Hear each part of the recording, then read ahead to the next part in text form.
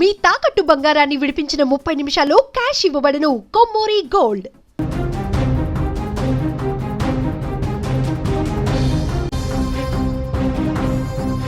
Pradeep Rawat alias భిక్షు Yadav. Balla position మారుతుందేమో కానీ mind position మారదు. సై సినిమాలో భిక్షు యాదవ్ చెప్పిన ఈ ఒక్క డైలాగ్ ఇప్పటికీ భయపెడుతుంది. ఆ సినిమాలో ఆ విలన్ యాక్టింగ్ చూస్తే ఒళ్ళంతా రోమాలు నిక్కబడుచుకోక తప్పదు. 2 సార్లు చంపనరా, ఒక్కసారి చంపితే మళ్ళీ లేవకూడదు. గజనీ చిత్రంతో దేశవ్యాప్తంగా ప్రతి ఒక్కరిని వణికించిన గంభీరమైన గొంతు, ఆ బెదిరించే కళ్ళు మూగబోయాయి. నటుడు అంటే కేవలం హీరో మాత్రమే కాదు, కథను మలుపు తిప్పే విలన్ కూడా అంతకంటే శక్తివంతంగా ఉండాలని నిరూపించిన మహానటుడు ప్రదీప్ రావత్ ఇక లేరు. కొంతకాలంగా క్యాన్సర్తో పోరాడుతున్న ఆయన మంగళవారం సాయంత్రం గుండెపోటుకు గురై తుది శ్వాస విడిచారు. ఆయన మరణ వార్తతో సినీ వర్గాలు, అభిమానులు తీవ్ర దిగ్భ్రాంతికి గురయ్యారు. ప్రదీప్ రావత్ జనవరి 21, 1952న ఉత్తరాఖండ్లోని పౌరి గర్వాల్ ప్రాంతంలో జన్మించారు. చిన్నతనం నుంచే నాటకాలపైన, నటనపైన ఎంతో మక్కువ చూపిన ప్రదీప్ నటనే తన జీవిత ధ్యేయంగా ఎంచుకున్నారు. ఆయన నట జీవితం బుల్లితెరపైన సంచలనం సృష్టించిన బిఆర్ చోప్రా మహాభారత్ సీరియల్తో ప్రారంభమైంది.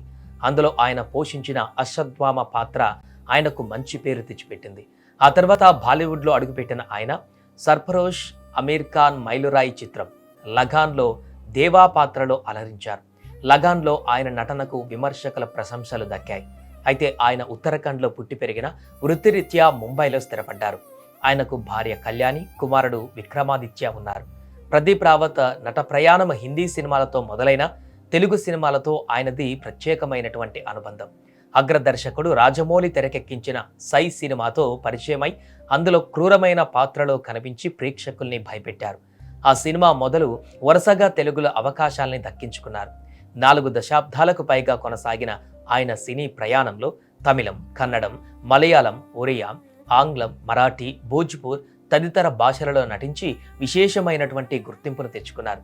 ఎన్ని భాషలలో నటించినా తెలుగు ప్రేక్షకుల అభిమానంతోనే ఈ స్థాయికి చేరుకున్నా అని చెప్పేవారు.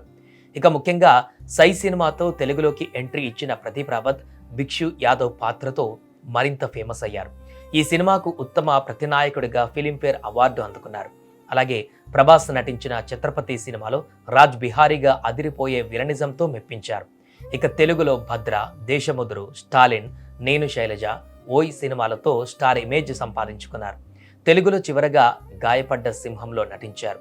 తన సుదీర్ఘ సినీ కెరీర్లో కేవలం హిందీకే పరిమితం కాకుండా తెలుగు, తమిళ, కన్నడ, మలయాళం, బెంగాలీ, భోజ్పూర్, నేపాలీ పలు భాషలలో ఎన్నో వైవిధ్యమైనటువంటి పాత్రలు పోషించి బహుభాషా నటుడిగా గుర్తింపు సంపాదించుకున్నారు.